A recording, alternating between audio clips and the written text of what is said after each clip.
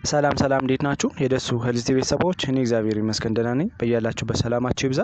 ዛሬም እንደተለመደው በአንድ ጠቃሚ ርዕስ መጥቻለሁ። በዚህ ርዕስ በደንብ እንድንማማር የፈለግኩት የማህፀን ጫፍ ካንሰር ምንድን ነው ወይም ደግሞ ሰርቫይካል ካንሰር ማለት ምንድን ነው የሚለውን ለእናንተ የተወሰነ ግንዛቤ ልሰጣችሁ ነው የመጣሁት ማለት ነው። ከዛ በፊት እንደተለመደው ለቻናሌ አዲስ የሆናችሁ ሳብስክራይብ ያደርጋችሁ ቪዲዮውን እስከ መጨረሻ እንድታዩ ስል ጠይቃለሁ። ወደ ቪዲዮ እንሂድ። ወደ ዋናው ሀሳቤ ስገባ ሰርቫይካል ካንሰር ወይም ደግሞ የማህፀን ጫፍ ካንሰር እንግዲህ እንደምታወቀው ብዙ ጊዜ ሰርቪክስን ሊያጠቃ የሚችል የማህፀን ጫፍን ሊያጠቃ የሚችል የበሽታ አይነት ነው ማለት ነው። ብዙ ጊዜ ይሄ ካንሰር ማምጫ መንገዱ ወይም ደግሞ ኮዛቲቭ ኤጀንቱን ስናይ ሁማን ፓፒሎማ ቫይረስ እየተባለ ይጠራል ማለት ነው። ይሄ እንግዲህ እንደምታውቀው ይህ ካንሰር ብዙ ጊዜ የሚጀምረው የማህፀንን ጫፍ ወይም ደግሞ በር ነው ማለት ነው የሚያጠቃው።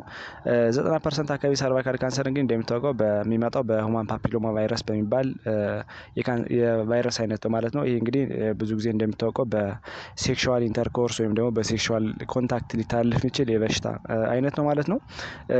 ስለዚህ ብዙ ጊዜ ሲምፕተሙን ላያሳይ ይችላል። በተለይ ደግሞ ለብዙ አመታት ከ3 እስከ 7 አመት ምልክቱን ሳያሳይ ለብዙ ጊዜ ሊቆይ የሚችል የቫይረስ አይነት መሆኑ ደግሞ እጅግ በጣም ትልቅ ችግር የሚያደርገው የበሽታ አይነት ነው ማለት ነው። ስለዚህ ሬጉላር የሆነ ወይም ደግሞ ሬጉላር ቼክአፕ ወይም ደግሞ ቶሎ ቶሎ መታየት እጅግ በጣም አስፈላጊ ነው። በተለይ ደግሞ ፓፕ ስሚር የሚባለውን ቀርቦ በመታየት እንዲሁም ደግሞ ኢሊጂብል ከሆኑ ሰዎች የሁማን ፓፒሎማ ቫይረስ ቫክሲን መውሰድ እጅግ በጣም አስፈላጊ ነው ማለት ነው። እንደምታውቀው እንግዲህ ይሄ የቫይረስ አይነት ኢርሊ ከታከመ ወይም ደግሞ ቶሎ ተታከመ የመዳን ቻንሱ በጣም ከፍተኛ ነው። ነገር ግን እየቆየና ቶሎ የማይታከም ከሆነ እንደምታውቀው ውስብስብ የሆኑ ችግሮችን ሊያስከትል የሚችል የቫይረስ አይነት ነው ማለት ነው። ሁማን ፓፒሎማ ቫይረስ እንግዲህ ብዙ ጊዜ ሄልዝ ኬር ፕሮቫይደሮች ትሪት ያደርጉታል። በተለይ ደግሞ በሰርጀሪ፣ በራዲሽን ቴራፒ፣ ኬሞቴራፒ እና ኢሚኖቴራፒ የሚባል የትሪትመንት አይነት አለ ማለት ነው። በዚህ በሽታውን ማከም ይችላሉ ማለት ነው። እንደምታውቀው እንግዲህ ይሄ የቫይረስ አይነት ይሄ ሁማን ፓፒሎማ ቫይረስ ለምንጠራው የቫይረስ አይነት ከፍተኛ የሆነ ፕሪቫላንስ ያለው ብዙ እህቶቻችን ሊያጠቃ የሚችል የበሽታ አይነት ነው ማለት ነው። በተለይ ደግሞ ሪፕሮዳክቲቭ ኤጅ ግሩፕ ያሉ ሴቶችን በጣም በትልቅ ደረጃ ሊያጠቃ የሚችል የበሽታ አይነት ነው ማለት ነው። ወደ ታይፖች ስንመጣ ወይም ደግሞ ወደ ክፍሎች ስንመጣ ብዙ ጊዜ ሁለት አይነት ናቸው። በተለይ ደግሞ አንደኛው ስኳመስ ሴል ካርሲኖማ እየተባለ ይጠራል። ከ80 እስከ 90% ሊያመጣ የሚችል የዚህ አይነት ነው ማለት ነው። ሁለተኛው ደግሞ አዲኖ ካርሲኖማ እየተባለ ይጠራል ማለት ነው። ይሄ ደግሞ ከ10 እስከ 20% አካባቢ የሚይዝ ነው ማለት ነው። ስለዚህ ሁለተኛው ነው። ሶስተኛው ደግሞ ሁለቶች የተቀላቀሉ በሄደው ሚክስድ ታይፕ ለምንጠራው የካንሰር አይነት ሊፈጠር ይችላል ማለት ነው። ሲምፕተሙን ስናይ ብዙ ጊዜ የዚህ የሰርቫይካል ካንሰር ወይም ደግሞ የማህፀን ጫፍ ካንሰር እንደሚታወቀው ብዙ ዋርኒንግ ሳይኖች ይኖሩታል። ነገር ግን አት ኤርሊ ስቴጅ ወይም ደግሞ በመጀመሪያዎቹ የተወሰነ አመታት ምንም አይነት ምልክት ላያሳይ የሚችል እንዲሁም ደግሞ በምርመራ ዲቴክት ሊደረግ የማይችል የበሽታ አይነት ነው ማለት ነው። ስለዚህ ሲምፕተሞቹ ስናይ ብዙ ጊዜ ወተር የሆነ ወይም ደግሞ ውሃ እና ብለዲ ቫጂናል ዲስቻርጅ ሊኖር ይችላል ማለት ነው። ውሃም ሽታ ያለው የውሃ ፈሳሽ እንዲሁም ደግሞ ደም የቀላቀለ የውሃ ፈሳሽ ሽታ ያለው በጣም ብዛት ያለው እንትን ሊሉ ይችላሉ ማለት ነው። እዚህ በተጨማሪ ቫጂናል ብሊዲንግ ይኖራል በሴክስ ጊዜ ወይም ደግሞ በግብረ ስጋ ግንኙነት ጊዜ የህመም የቫጂናል ይሄ የብሊዲንግ ሊኖር ይችላል፣ የደም መድማት ሊኖር ይችላል ማለት ነው። እዚህ በተጨማሪ ከፍተኛ የሆነ ህመም ይኖራል በሴክስ ጊዜ ማለት ነው። ወይም ደግሞ በግብረ ስጋ ግንኙነት ጊዜ ከፍተኛ የሆነ ህመም ሊፈጥር ይችላል። ከዚህ በተጨማሪ ካንሰሩ ወደ ኒር ኦርጋኖች ወይም ደግሞ ወደ አጠቃላይ የሪፕሮዳክቲቭ ኦርጋኖችን በሚይዝበት ጊዜ ሌላ ሲምፕተሞችንም ሊያሳይ ይችላል። በተለይ ሽንት ለመሽናት መቸገር ሊኖር ይችላል። ከፍተኛ የሆነ ድካም ሊኖር ይችላል። ኪሎ መቀነስ፣ የምግብ ፍላጎት ማጣት ሊኖር ይችላል። እንዲሁም ደግሞ የፐልቪክ እና አብዶሚናል ፔን ሊኖር ይችላል ማለት ነው። ስለዚህ እንደነዚህ አይነት ነገሮች ካሉ የዚህ ምልክት ሊሆኑ ይችላሉ ማለት ነው። በተጨማሪ ደግሞ አጠቃላይ የምቾት ማጣት ወይም ደግሞ ዲስኮምፎርት ስሜት ሊኖር ይችላል ማለት ነው። ወደ ኮዙ ስንመጣ ብዙ ጊዜ እንግዲህ የሰርቫይካል ካንሰር ምክንያቱ እንደሚታወቀው 90% አካባቢ ሁማን ፓፒሎማ ቫይረስ ስለምንጠራው የቫይረስ አይነት ነው ማለት ነው። ይህንን ሰርቫይካል ሰርቫይካል ካንሰር የሚባለው የሚያመጣ ማለት ነው። ሌላው 10% ነው እንግዲህ ሌሎች ሊሆን የሚችሉት ማለት ነው። ስለዚህ ይሄ ሁማን ፓፒሎማ ቫይረስ ስለምንጠራውም የተለያዩ ስትሬኖች ወይም የተለያዩ ዝርያዎች አሉ ማለት ነው። ስለዚህ ካንሰር ሊያመጡ የሚችሉ የተወሰኑ ስትሬኖች ናቸው ማለት ነው። ስለዚህ ወደ 100 አካባቢ ሁማን ፓፒሎማ ቫይረስ ዝርያዎች አሉ ማለት ነው። ስለዚህ ከዚህ ውስጥ ወደ 2 አካባቢ ወደ 3 አካባቢ ናቸው እንግዲህ የዚህን ቫይረስ ምክንያት ሊያመጡ የሚችሉ ማለት ነው።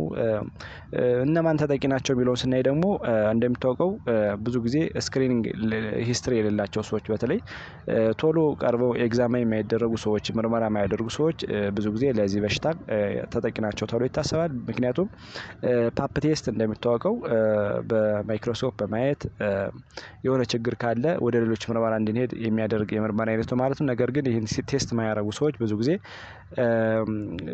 የሆነ ለዚህ በሽታ ሪስክ ናቸው ተብሎ ይታሰባል ማለት ነው። ከዚህ በተጨማሪ ወደ ሁለተኛው ስንመጣ ሁማን ፓፒሎማ ቫይረስ ኢንፌክሽን ያላቸው ሰዎች በተለይ ደግሞ ይሄ የዚህ ኢንፌክሽን አይነት አላቸው ተብሎ የታሰቡ ሰዎች የሰርቫይካል ካንሰር ዴቨሎፕ የሚያደርጋቸው አቅም ከፍ ይላል ማለት ነው።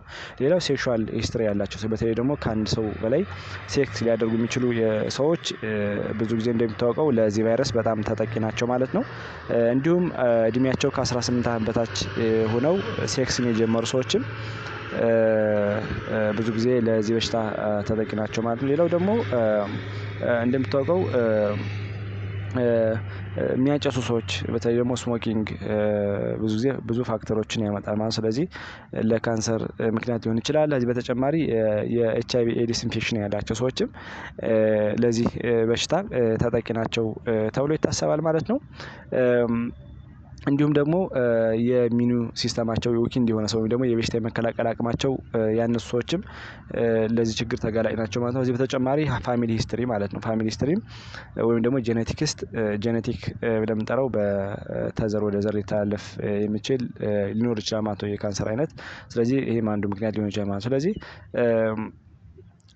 እንግዲህ ለምን ሳይታወቅ ለምን ጊዜ ይቆያል የሚለውን ስናይ ይሄ ሰርቫይካል ካንሰር ወይም ደግሞ የማህፀን ጫፍ ካንሰር ብዙ ጊዜ ሳይታወቅ ከ3 እስከ 7 ዓመት ምንም አይነት ምልክት ሳያሳይ ሊቆይ ይችላል ማለት ነገር ግን ውስጥ ላይ ብዙ ችግሮችን እየፈጠረ ምልክት ሳያሳይ ምንም አይነት ስሜት ሳያሳይ ሊቆይ ይችላል ማለት ነው።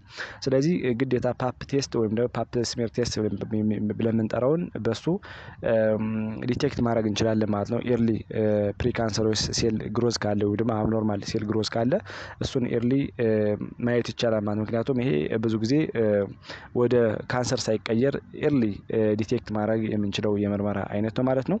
ወደ ኮምፕሊኬሽኖች ስንመጣ እንግዲህ ብዙ ኮምፕሊኬሽን ይኖረዋል ማለት ነው። በተለይ ደግሞ ይሄ ሰርቫይካል ካንሰር ካልታከመ ኤርሊ ቅድም እንዳልነው ቶሎ ካልታከመና ቶሎ ዲቴክት ካልተደረገ ውስብስብ ለሆኑ ችግሮች ሴቶችን ሊያጋልጥ የሚችል የበሽታ አይነት ነው ማለት ነው። በተለይ ደግሞ አሁን እንዳልነው በተለይ ደግሞ ኤርሊ ዲቴክሽን እና ትሪትመንት በጣም አስፈላጊ ነው ማለት ነው።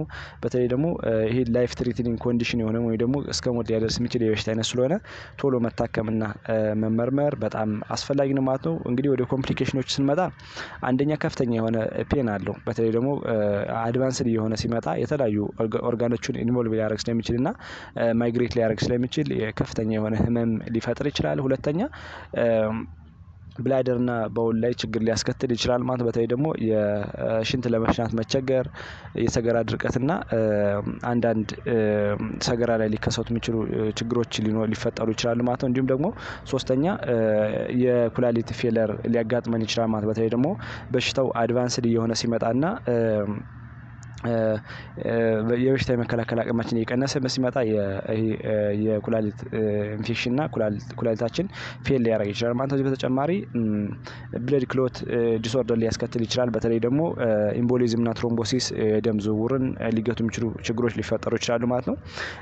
ሌላው ደግሞ አምስተኛው ስንመጣ ብሊዲንግ ዲስኦርደርም ያጋጥማል። በተለይ ቫጂናል ብሊዲንግ ሊኖር ይችላል። በፍንጢጣ ደም ሊመጣ ይችላል። ብላደር ላይ ደም ሊያስከትል ይችላል። ስለዚህ ብሊዲንግ ዲስኦርደርም ሊያስከትል ይችላል ማለት ነው። ስድስተኛ ፈርቲሊቲ ላይ ወይም ደግሞ ፕሬግናንሲ ላይም ችግር ሊያስከትል ይችላል ማለት ነው። ደግሞ ኢንፈርታይል ሊያደርጋቸው ይችላል ማለት ነው ሴቶችን። ወደ ዲያግኖሲሱ ስንመጣ በተለይ ደግሞ ቅድም እንዳልነው ካንሰርን ኤርሊ ስክሪኒንግ ማድረግ እጅግ በጣም አስፈላጊ ነው። በተለይ ደግሞ ሴቶች ከእድሜያቸው ከ12 ዓመት በላይ የሆኑ ሴቶች ብዙ ጊዜ ስክሪኒንግ እንዲያደርጉና ቫክሲን እንዲወስዱ ይመከራሉ ማለት ነው። ከዚህ በተጨማሪ ደግሞ ሪፕሮዳክቲቭ ኤጅ ግሩፕ ያሉ ሴቶች ካንሰር ስክሪኒንግ ቴስት እንዲያደርጉ በተለይ ደግሞ ፓፕ ስሚር ቴስት እንዲያደርጉ ይመከራል ማለት ነው። ምክንያቱም ይሄ በማይክሮስኮፕ በመጠቀም በተለይ ደግሞ የአብኖርማል የሆነ ሴል ግሮዝ ካለ ቼንጅ ካለ እሱን ቶሎ ለማወቅ የሚረዳ የምርመራ አይነት ማለት ነው። ከዚህ በተጨማሪ ደግሞ በዚህ በፓፕ ቴስት ታይቶ የሆነ ችግር ካለ እና የሆነ ምልክት የሚያሳይ ከሆነ ወደ ሁማን ፓፒሎማ ቫይረስ ቴስት ይሄዳል ማለት ነው። ሁለተኛው ይሄ ቴስት እንግዲህ እንደሚታወቀው ስትሬኖችን ለመለየት ነው የሚያገለግል። ቅድም እንዳልነው የሆነ ቼንጅ ካለ የሴሎች አብኖርማል የሆነ ግሮዝ ካለ አብኖርማል የሆነ ቼንጅ ካለ አሁን እንዳልነው ስትሬኖችን ይለያል ማለት ነው። ምክንያቱም በሽታውን የሚያመጡ የተወሰኑ ስትሬኖች ስለሆኑ ይህ መለየት ይቻላል ማለት ነው። ሶስተኛው ክሎፕ ስኮፒ የሚባል የምርመራ አይነት አለ። በተለይ ደግሞ ቅድም እንዳልነው አሁን እንዳልነው ስትሬኑን ከለየንና የሆነ ችግር ካለ ፋርዘር ስለሚያስፈልግ ክሎፖ ስኮፒ የሚባል የምርመራ አይነት ይካሄዳል ማለት ነው። በዚህ ሂደት እንግዲህ የሆነ ኢንዲኬተር ካለ ቅድም ኤችፒቪ ወይም ደግሞ ሁማን ፓፒሎማ ቫይረስ ቴስት ስናደርግ የሆነ ኢንዲኬተር የሚያሳየን ከሆነ ወደ እዚህ እንመጣለን ማለት ነው። ይሄ እንግዲህ እንደሚታወቀው ብዙ ጊዜ ማግኒፋይ ያደረገ የሰርቫይካል ሴሎችን ማየት ነው። በማይክሮስኮፕ ይታያል። ስለዚህ ሲታይ ኢሬጉላር የሆነ ሴል ካለ አንዩዥዋል የሆነ ሴል ግሮዝ ካለ እና አንዳንድ ችግሮች ካሉ እሱን ማየት ይችላል። እንዲሁም የሆነ ሳምፕል ወደ ላቦራቶሪ ቴስት እንዲደረግ ይላካል ማለት ነው። በዛ ሂደት እንግዲህ ቴስቱን ሲመጣ ኮንፊርም ያደርጋል ማለት ነው። አይዘር ማሊግናንት ነው ወይም ደግሞ አለ የለም የሚለውን ቸክ ይደረጋል ማለት ነው። በዛ ሂደት መለየት ይቻላል ማለት ነው። በተጨማሪ ደግሞ ሌላ ምርመራዎችም ያስፈልጋሉ። በተለይ ሊቨር ፋንክሽን ቴስት፣ ሬናል ፋንክሽን ቴስት ምክንያቱም ካንሰር የሚይዛቸው ሰው ብዙ ጊዜ የነዚህ ኦርጋኖች ፌላሪቲ ሊኖር ስለሚችል የነዚህ ኤንዛይም ቼንጅ ሊያደርግ ይችላል። ሌላው ደግሞ ብሌድ ቴስት ይኖራል። በተለይ ደግሞ አኒሚያ ሊኖር ይችላል። አንዳንድ ነገሮች ስለሚያስፈልጉ ሌላም የብሌድ ምርመራ ስለሚያስፈልግ ብሌድ ቴስት ሊኖር ይችላል። ሌላው ደግሞ ዩሪን ቴስትም ያስፈልጋል ማለት ነው። ከዚህ በተጨማሪ ኤክስራይ፣ ሲቲ ስካን እና ኤምአርአይ እያለ ይሄዳል በደረጃ ማለት ነው። በተለይ እነዚህ ካንሰሩን እድገትና ደረጃ ለመለየት እንዲሁም ደግሞ ስቴጁን ለመለየት በጣም አስፈላጊ ናቸው ማለት ነው። ሌላው ደግሞ ስቴጆችን ስናይ እንግዲህ 4 አይነት ስቴጆች አሉ። የሰርቫይካል ካንሰር 4 አይነት ደረጃዎች ወይም ደግሞ ስቴጆች አሉ። የመጀመሪያው ስቴጅ 1 ለምንጠራው ነው። ይሄ እንግዲህ የማህፀን ጫፉ ላይ ብቻ የሚቀመጥ ከሆነ ነው ይሄ ካንሰር ወደ ሌሎች ዲስሚኔት ያላረገ የካንሰር አይነት ነው ማለት ነው። ሁለተኛው ስንመጣ ከጫፉ በተጨማሪ ወደ ዩትረስ እና ወደ ሌሎች ኦርጋኖች ዲስሚኔት ያደረገ ነው ማለት ነው። ሶስተኛው ስንመጣ ደግሞ ይህ ካንሰር አሁን ካልናቸው በተጨማሪ ወደ ኒርቫይ ሴሎች ለምሳሌ ወደ ሊምፍ ኖድ፣ ወደ ዩትረስ እና ወደ ተለያዩ ነገሮች በደንብ ዲስሚኔት ያደረገ እንዲሁም ደግሞ ሌሎችን ኦርጋኖችን ኢንቮልቭመንት ያደረገ ነው ማለት ነው። ወደ አራተኛው ስንመጣ ከሪፕሮዳክቲቭ ኦርጋን በተጨማሪ ወደ ቦን፣ ወደ ለንግ እና ወደ ተለያዩ የሰውነት ኦርጋኖች ማይግሬት እና ማሊግናንት ያደረገ ከሆነ ይሄ ደረጃ 4 ብለን እንጠቅሰዋለን ማለት ነው። ስለዚህ 4 አይነት ደረጃዎች አሉ ማለት ነው። ወደ ማኔጅመንቱ ስንመጣ በተለይ ደግሞ ማኔጅመንቱ እንግዲህ ቤዝኖን የተለያዩ ሜጀርመንቶች ይኖራሉ።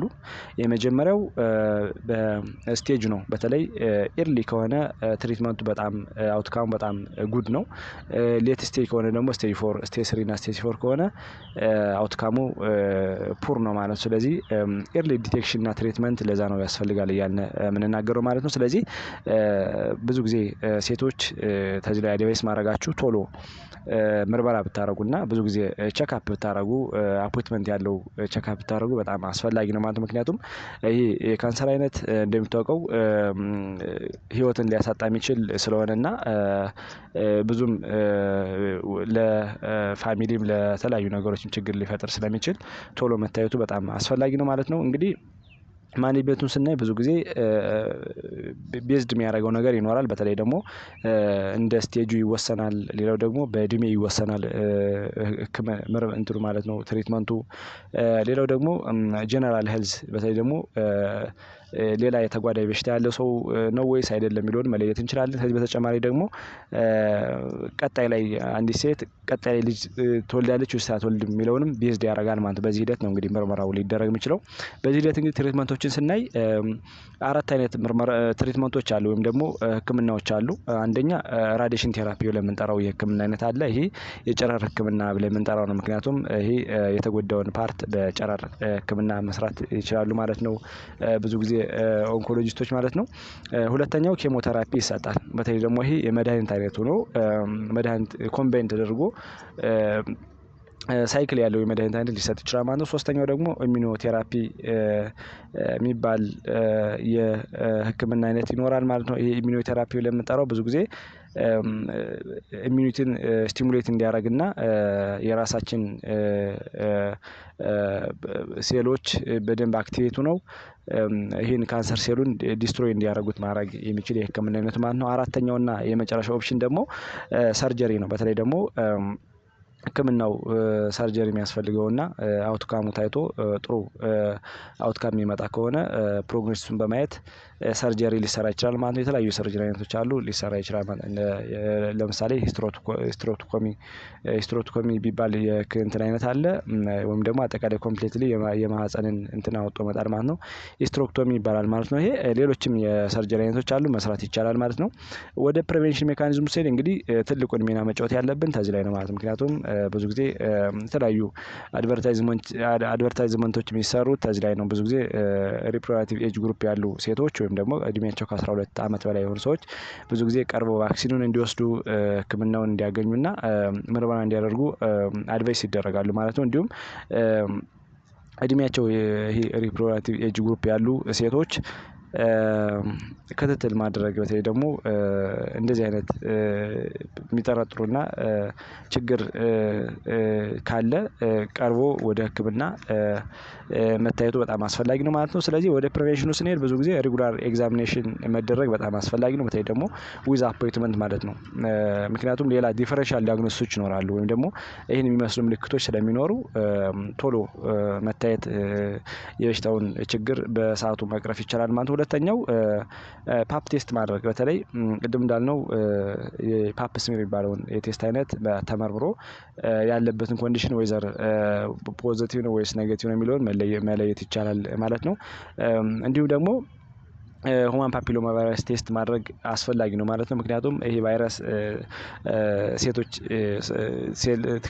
ከሌለ ሴቶች ውስጥ ላይ ከሌለ ለካንሰር የመጠቃታቸው አቅም በጣም ዝቅተኛ ነው ማለት ነው። ስለዚህ ይህን ማድረግ ይችላሉ። ከዚህ በተጨማሪ ኮንዶም መጠቀም ነው። በተለይ ደግሞ ይሄ ፕሮቴክት ሜካኒዝም ወይም ደግሞ ኮንዶም በመጠቀም የበሽታውን ችግር መቅረፍ ይችላሉ ማለት ነው። ከዚህ በተጨማሪ ሴክሹዋል ፓርትነራቸውን ሊሚት ማድረግ አለባቸው። ብዙ ጊዜ ከአንድ ወንድ በላይ የሚሄዱ ሴቶች ይሄ ሊሚት ማድረግ አለባቸው ማለት ነው። ምክንያቱም እንዳልነው በሽታ የሚተላለፈው በሴክሹዋል ኮንታክት ወይም በሴክሹዋል ኢንተርኮርስ ስለሆነ የዚህን ችግር መቅረፍ ይችላሉ ማለት ነው። በተጨማሪ የሚያጨሱ ሰዎች ካሉ ወይም ደግሞ ስሞኪንግ የሚያደርጉ ሰዎች ካሉ ይህን እንዲያቆሙ ማድረግ መምከር በጣም አስፈላጊ ነው ማለት ነው። ስለዚህ በተለይ ደግሞ ሴቶች ዛሬ ስለ ሰርቫይካል ሲኤ ጥሩ ግንዛቤ አግኝታችኋል ብዬ አስባለሁ። ቀጣይ ላይ የምለቃቸው ቪዲዮዎች ለእናንተ እንዲደርሷችሁ ላይክ፣ ሼር እንዲሁም ደግሞ ሳብስክራይብ ያደረጋችሁ ቪዲዮውን እስከ መጨረሻ በማየት ሌሎች የምለቃቸው ቪዲዮዎችን እኔን አፕሪሼት እንድታደርጉ ስል እጠይቃለሁ። ባይ ባይ።